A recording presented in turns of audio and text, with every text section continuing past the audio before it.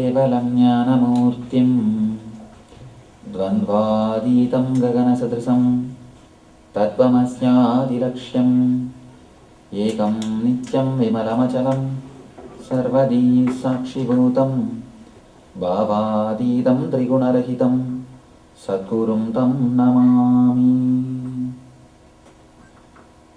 Welcome you all with my love and respects. It's nice. A small crowd means we can talk freely. Banu Patil was telling me, no, small crowd Swamiji what to do. I said, that's nice. We'll have a good time. I'm tired of speaking this for these big gatherings.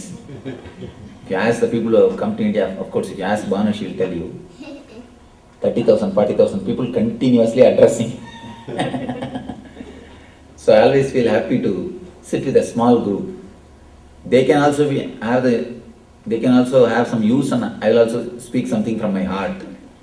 See, whenever you speak for the public mass, you can't speak the truth. We can never speak the truth when you speak in the public. You have to hide it, unpack it, do all sorts of covering. That is why, you see, in India we have two level of books. One is Shruti. Shruti means Upanishads. Smriti means Puranas. Upanishads are always spoken only to small group. Puranas are always spoken to a big group. Puranas for the public means lakhs of people. Shruti or Upanishads are it's always for a small group. The truth is always for small group. Whenever you address a big gathering, you can't say anything honestly. You have to say it only in a social way. Social way means what? Bending the truth. The moment you bend it, it becomes a lie. Or you have to put it in such a way that people cannot catch the truth of that words. I'll spend a few minutes answering your questions. Anybody wants to ask anything? Any question about Indian philosophy, our way of life? Of course, you all must be exposed to all these things. Anything you want to ask, you are welcome. Our philosophy, our religion, whatever. Yes. Why meditate? That's a nice question. Why meditate? To develop this why, you need to meditate. Even your logic, you ask why. You ask why, how, what for. We have something called logic, because of which we make our life more happy or more comfortable. We do things. To make this logic sharp, meditation will help you. When you make your logic more sharper, more you are paid, or more you earn, more you make your life comfortable. Apart from that, you will learn a knack or technique to relieve yourself from this why. See, for the outer world, you need to live with this why, logic. The logic is an instrument for the outer world. You must know how to tap the whole thing, or how to get the maximum. You need logic for the outer world. But for the inner world, you need to relax from that logic for some time. You can't be always in that calculative mode. When you want to live, you need to relax. If at all you want to enjoy the inner world or anything else, you need to relax from the logic. You need to have a little bit of rest. For both, you need meditation. Meditation will help to increase success in the outer world and to relax in the inner world. Usually, we always miss something. If we have the outer world, we miss the inner world. If you have the inner world, you miss the outer world. If you have the bed, you miss the sleep. If you have the sleep, you miss the bed. We always miss something. Meditation is the thing which will give you both. It's like today morning I was talking to Dr. Ravi Malpani. I was telling him, meditation is the technique to have money and enlightenment both. Money and enlightenment both. When you work, you will be able to do intensely. Intensely you will be able to work. When you relax, you will be able to do intensely. As of now, we will not be able to do both intensely. When we are working, we will be thinking about vacation. When we are on vacation, we will be bothering about what to do next.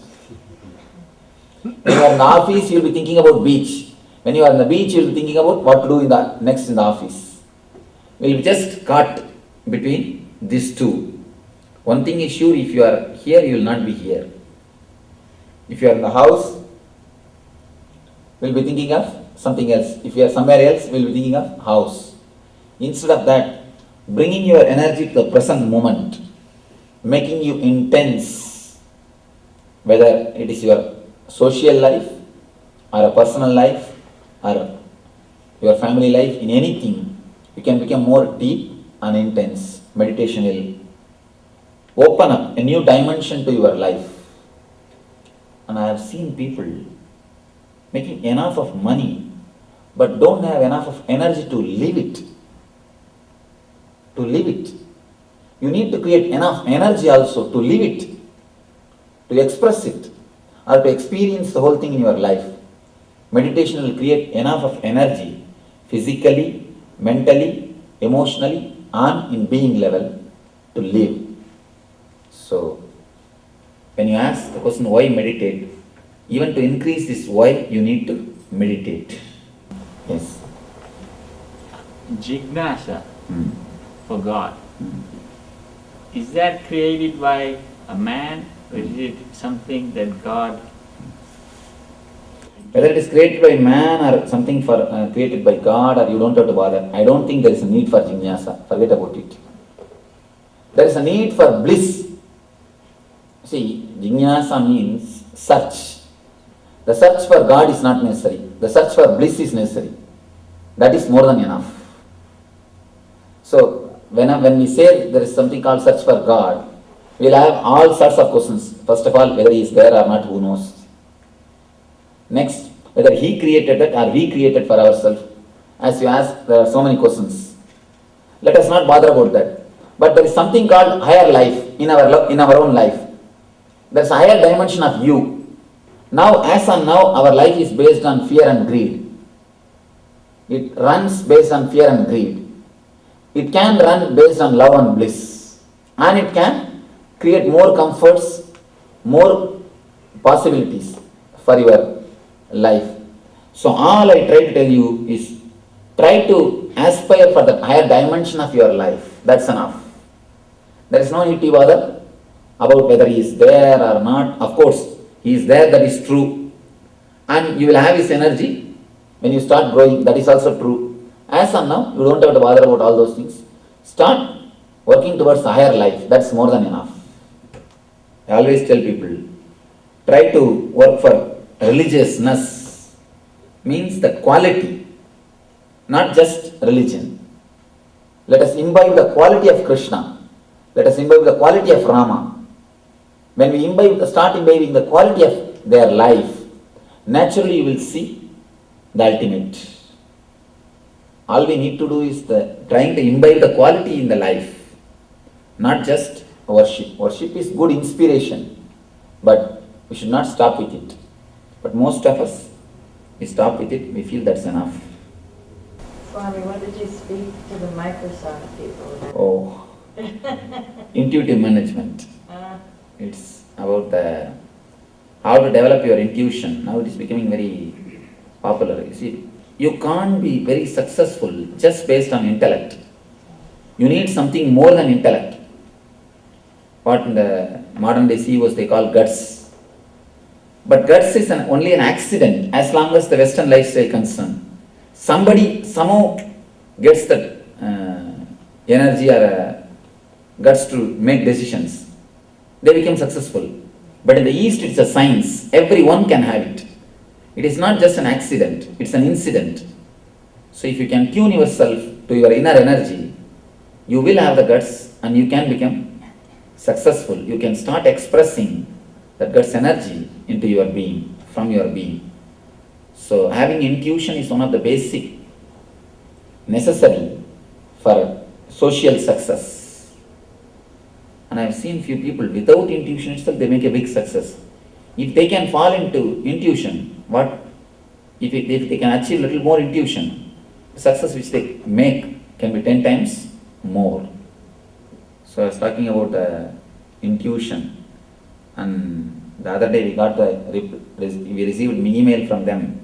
This is the lecture which is attended by maximum number. In their experience, they say, what this guy is attended? It's a maximum. Webcast, and worldwide they did a webcast for the employees. They say that this is the lecture.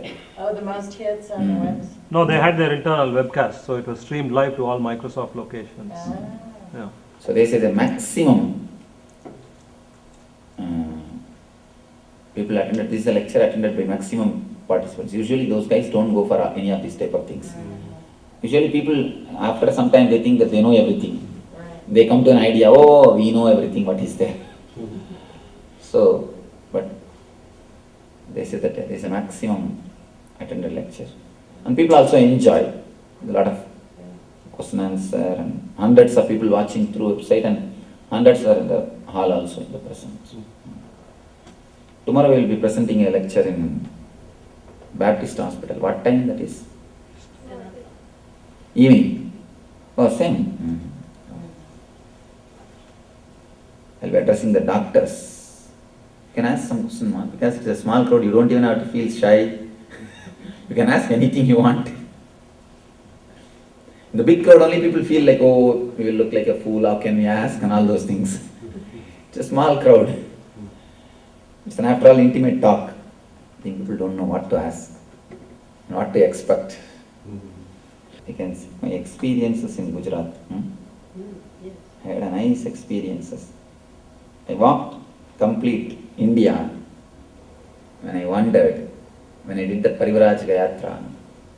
I walked length and breadth of India. I always tell people, Gujarat and Karnataka, these two are the places where I felt still India is alive. The old India is alive. The culture and all those things. Other states, it's more now westernized. It's true. Still, it is alive. The culture and the life and everything. I've just been wondering lately about organ donation. You know, when people die before they're cremated. You can do it. You can do it. Nothing wrong. And nothing stays No, back. no, no. Nothing stays back. Within 3 As seconds, long 3 as shana, you move out. Mhm. You take another one body. So you can give. Organ donation is perfectly alright according to spirituality. Nothing wrong. Only thing you should be careful that when you write the will, they should wait till you die. Usually. These guys are in a hurry. They give you visa. They give you sometime quick visa. Speed pass, that should not be allowed. You should not have a speed pass. Because in the United States, you know, they even have you put it on your driver's license, so that if you die suddenly in a car wreck, they will know and notify the authorities so they can I get it while understand. it's fresh. And that is true, but they should wait till you leave. They should not quickly say, all right, bye. Let's use the organs. Yes. Can you tell us a little bit about the death experience? Oh, my death experience? Well, Or usually how death happens? when it happens, Oh. certain people seem to be more afraid than others. When we leave the body, the last 3 seconds, we see the whole life in the fast forward. The full speed we see, the whole scene comes in front of us. And based on how we lived this whole life, you see, what you again and again remember, that only will come as pop-up. That will be the pop-up. It will be coming up in that time. What comes up, based on that you decide what type of life you should go for next. If you have lived throughout your life just eating, you decide, better let us become pig, so that we can eat continuously. If you have spent your whole life just by sleeping, you think, better let me become buffalo. Sleeping, I can spend my whole life sleeping. So you decide based on the way in which you lived.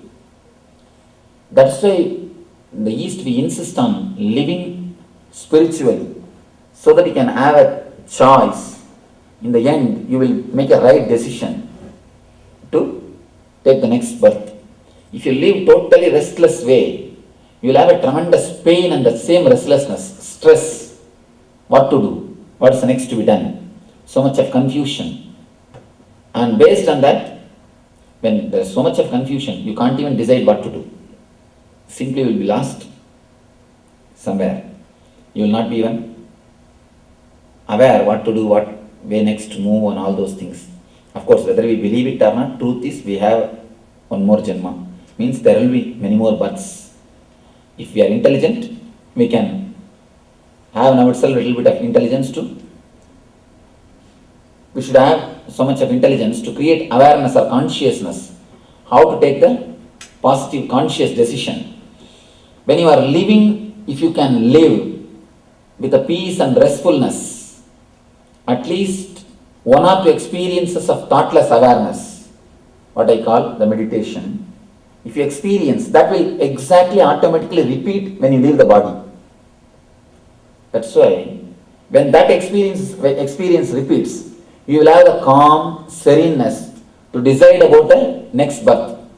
If you are calm and serene to decide about the next birth, you will not be suffering in the deathbed. Pulling and pushing will not be happening. Otherwise, all your desires will want to stay in this body. And your body will say, no, I am tired now, I can't host you anymore. But your desires will force you to stay in the body. The tug of war goes on. That is what is pulling and pushing. If you imbibe that serenity itself into your being, you will not be undergoing that suffering. You will not be undergoing that torture. That is why in Indian culture, there is a beautiful Gita sloka. Bhagavad Gita says, what you think in the last moment, that only is going to decide your next birth. Whatever you think in the last moment is going to be the important decision. That is going to be the main thing which decides your next life. People think, oh, now I can tell what to do, whatever I want. In the end, I'll just chant Rama Krishna. Nothing will happen. That is not possible. When you live throughout your life, if you remember only Coca-Cola, that time also you will remember that only. You will remember only Coca-Cola. How do you think you will remember Rama Krishna? Nothing will work. What you remember in this life intensely, that only you will remember at the end, automatically, because you will be in unconscious. It's going to be such a hectic thing. Naturally, you will be unconscious. So unless you are very conscious or aware about your living, it's very difficult to have a peaceful death. According to me, peaceful death is the real achievement any man can have, any man can achieve in his life. That's the ultimate achievement everyone should achieve. And that is the real insurance. All other insurance will go only to your wife and daughter who are waiting for it, who are waiting for you to die. This is the real insurance. This is the only thing you do it for yourself. All other things are for others. Swamiji, so I'm fascinated by traditions like Hinduism or whole traditions. If in my life I just want to become a Swami and become a Swami, then I would stay in that tradition in my next lifetime? Yes. And so You choose that type of birth. So at some point, all of our concepts of enlightenment and traditions and religion, that's why religions evolve and grow and become more energized. That's true. Is this energy ever truly spiritual? Yes. It's not on the side energy? No. It is a truly spiritual and intelligence. Please be very clear. It is intelligence, not only a simple energy. The energy without intelligence is force. Force with intelligence is energy. So there is every chance. Next Janma you can become Joananda. You can say Swami Joananda.